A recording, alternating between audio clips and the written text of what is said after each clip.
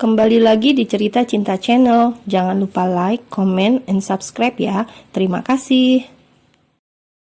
Wanita itu berteriak dan mengundang perhatian orang-orang di sana, termasuk Ray. Gelly menjulurkan lidahnya pada wanita itu dan menarik tangan Sandra. Lalu mereka berlari keluar.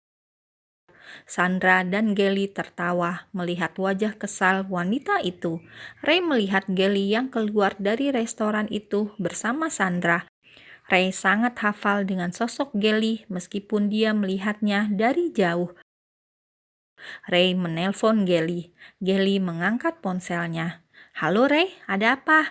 kata Gelly yang masih sedikit tertawa bersama Sandra. "Apa yang kau lakukan, gadis nakal?" "Aku sedang di mall bersama Sandra," jawabnya. "Sepertinya kau baru membuat ulah." Gelly melihat ke arah Ray dari seberang restoran dan menjulurkan lidahnya. "Aku baru memberi pelajaran pada seorang wanita sombong. Ada masalah nih," kata Gelly. "Dia putri rekan bisnisku. Apa yang sudah kau lakukan padanya?" tanya Ray. "Dia menyebalkan, Ray. Dia mengejek Sandra dan aku hanya membantu Sandra saja," kilah Gelly dengan senyum nakalnya. "Cepatlah pulang, hati-hati di jalan," kata Ray. "Aku ingin ke klub nanti malam. Sandra mengajakku. Ada Kenny di klub. Bye my honey bunny. Muah." Gelly menutup ponselnya dan melambaikan tangannya pada Ray dari jauh. "Apa Ray tidak keberatan, Gelly?" tanya Sandra yang fokus menyetir. "Tidak, mungkin nanti dia akan menyusul," kata Gelly. "Kita ke rumahku dulu, kau pakai bajuku saja," kata Sandra. "Oke," jawab Gelly singkat. Gelly memakai baju Sandra yang sedikit seksi. Sandra juga mendandaninya dengan make up yang lebih berani. "Oh God, apakah ini tidak terlalu terbuka, Sandra? Aku terlihat seksi," tanya Gelly. "No, kau sangat cantik sekali. Kita akan bersenang-senang dan tidak akan ada yang mengganggu kita," kata Sandra. Ya, tentu saja tidak akan ada yang mengganggu mereka karena klub itu milik Kenny, pacar Sandra. Lalu Gelly dan Sandra menuju klub. Gelly melihat Ray sudah duduk bersama teman-temannya di meja VIP. Ray menatapnya tajam. Mengapa wajahnya menakutkan? Batin Gelly sedikit takut melihat wajah horor Ray. "Sandra, kurasa Ray tidak suka aku memakai baju ini," bisik Gelly. "Oh ya, tidak mungkin. Pakaian mantan-mantan pacar Ray bahkan lebih parah dari ini," jawab Sandra. "Kita langsung turun saja," kata Gelly menarik Sandra dan langsung turun ke lantai dansa. "Wajah Ray sedikit menyeramkan, Gelly," kata Sandra. Aku sedikit takut." Gelly tersenyum usil. Sandra tertawa. Ray turun menghampiri Gelly dan Gelly melihatnya. "Oh no, dia kemari." Gelly menjauh dari Ray. Ray mengikutinya dengan masih memasang wajah yang dingin. Gelly berjalan cepat menghindari Ray dan Ray semakin mempercepat jalannya lalu menarik tangan Gelly. "Ada apa, Ray? Wajahmu menakutkan," kata Gelly. Ray hanya diam dan menarik tangan Gelly keluar dari klub. "Ray, aku baru saja sampai dan aku ingin bersenang-senang," kata Gelly. Ray masih diam dan menarik tangan Gelly ke mobil. "Ray, diamlah, aku lelah dan ingin cepat sampai di mansion." "Lalu, mengapa kau menjemputku? Seharusnya kau langsung pulang saja ke mansion. Sandra akan mengantarku pulang." "Bisakah kau diam? Aku sangat lelah," kesal Ray. Kata-kata itu membuat Gelly kesal, tetapi Gelly tak ingin memperpanjangnya. Dia memilih diam. Gelly melihat wajah Ray yang memang tampak lelah. Sesampainya di mansion, Ray masuk ke dalam mansion tanpa menunggu Gelly yang baru keluar dari mobil. Gelly mengejar Ray yang sudah berada di ruang tengah mansion. Gelly menarik tangan Ray, lalu berdiri di depan Ray. Gelly memegang tengkuk leher dan berjinjit, lalu mencium bibir Ray. Kau marah padaku? Sorry, kata Gelly pelan. Ray menarik pinggang Gelly dan memeluknya. Maaf, istirahatlah, kata Ray lirih dan mengacak rambut Gelly. Ray melepaskan Gelly dan naik ke tangga menuju kamarnya. Gelly juga masuk ke kamarnya dan mengganti bajunya, lalu langsung menuju perpustakaan karena masih belum terlalu malam dan Gelly belum mengantuk. Dia mengambil sebuah buku dan kemudian membacanya di sofa dekat balkon perpustakaan. Suasana sangat hening dan Gelly suka dengan hal itu. Meskipun hatinya masih kesal pada Ray, tetapi suasana perpustakaan membuatnya tenang. Ray masuk ke kamar Gelly dan tak menemukan Gelly di sana. Lalu Ray menuju perpustakaan dan melihat Gelly sedang santai membaca buku.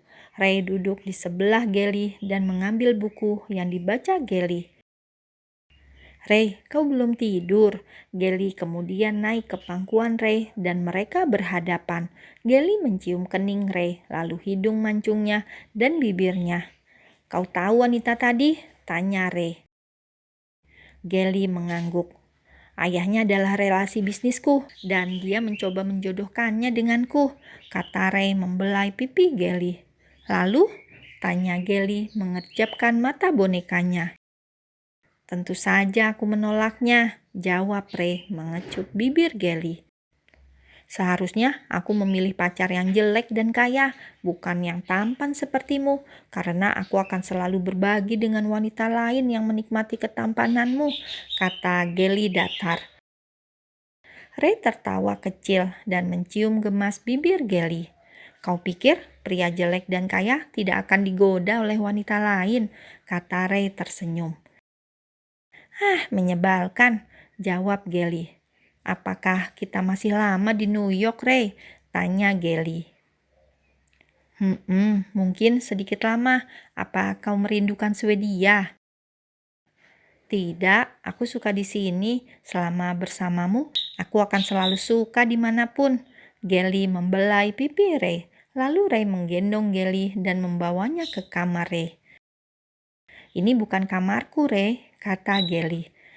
Tidurlah bersamaku malam ini. Ray mencium leher Gelly. Jaga tanganmu, aku capek menahannya, ujar Gelly. Ray tertawa. Tidurlah. Ray memeluk Gelly dan memejamkan matanya. Hari ini Gelly akan keluar. Dia ingin ke salon yang direkomendasikan Sandra padanya. Gelly mencoba menelpon Ray, tetapi Ray tak mengangkatnya sejak tadi. Lalu Gelly mengirim pesan pada Ray dan mengatakan bahwa dirinya ke salon. Gelly menaiki taksi, dan ketika turun dari taksi, mulut dan hidungnya dibekap dengan sapu tangan yang sudah diberi obat bius oleh 2 orang tak dikenal. Lalu Gelly pingsan seketika karena obat bius itu dan tubuhnya dimasukkan ke dalam mobil yang berada tepat di belakang taksi Gelly. Ray sejak pagi sangat sibuk sampai malam. Dia sama sekali tak melihat ponselnya. Ray pulang ke mansion jam 12 malam. Ray langsung masuk ke kamarnya dan tidur karena dia sangat lelah hari ini. Ray bahkan tidak tahu bahwa Gelly sama sekali belum pulang ke mansion. Pagi harinya, Ray bangun dan langsung masuk ke kamar mandinya. Setelah selesai, dia tidak melihat semua keperluannya yang seharusnya ada di ranjangnya. Ray langsung memilih bajunya sendiri di lemarinya. Setelah selesai, Ray langsung keluar dari kamarnya dan menuju kamar Gelly. Lily, baby, panggil Ray. Lalu Ray menuju ke bawah dan tetap tak menemukan Gelly. Bibi, di mana Lily? Tanya Ray pada pelayan. Kami tidak melihatnya sejak kemarin, Tuan. Kami kira Nona Gelly bersama Anda, jawab pelayan. Apa? Teriak Ray. Ray menyusuri semua mansion dan tak menemukan Gelly dimanapun. Semua pelayan ikut mencari. Maaf Tuan, kemarin Nona Gelly pergi keluar menggunakan taksi. Setelah itu kami sama sekali belum melihatnya, kata satpam. Seharusnya kau melaporkannya padaku. Shit, umpat Ray.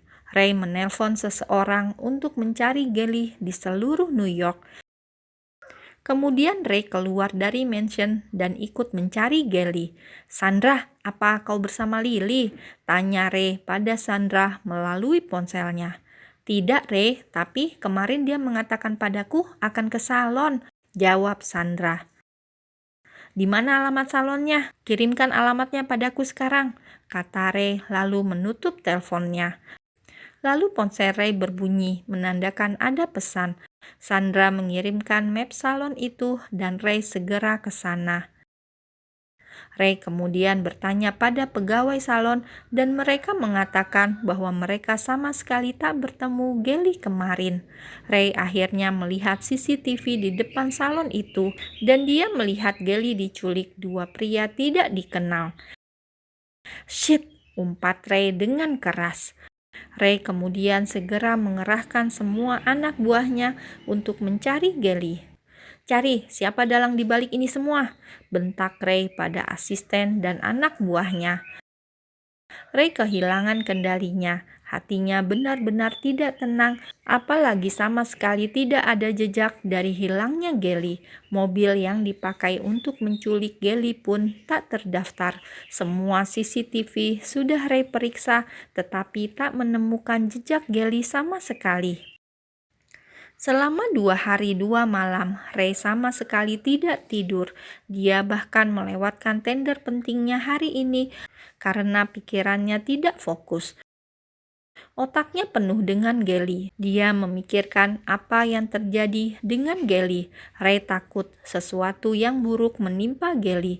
Sama sekali tak ada telepon yang meminta tebusan atau apapun itu. 3 hari berlalu, Ray hanya tidur beberapa jam saja. Dia melihat pesan masuk dari Kenny dan Kenny mengirimkan sebuah foto. Foto itu membuat Ray terkejut sekaligus kesal. Dia melihat beberapa foto Gelly berada di pantai dan Gelly mengunggahnya ke Instagramnya beberapa menit yang lalu. Oh God, gadis nakal ini, geram Ray dan segera keluar dari perusahaannya. Kenapa aku tidak berpikir untuk melacak ponselnya? Shit, Ray benar-benar kesal dan marah kali ini.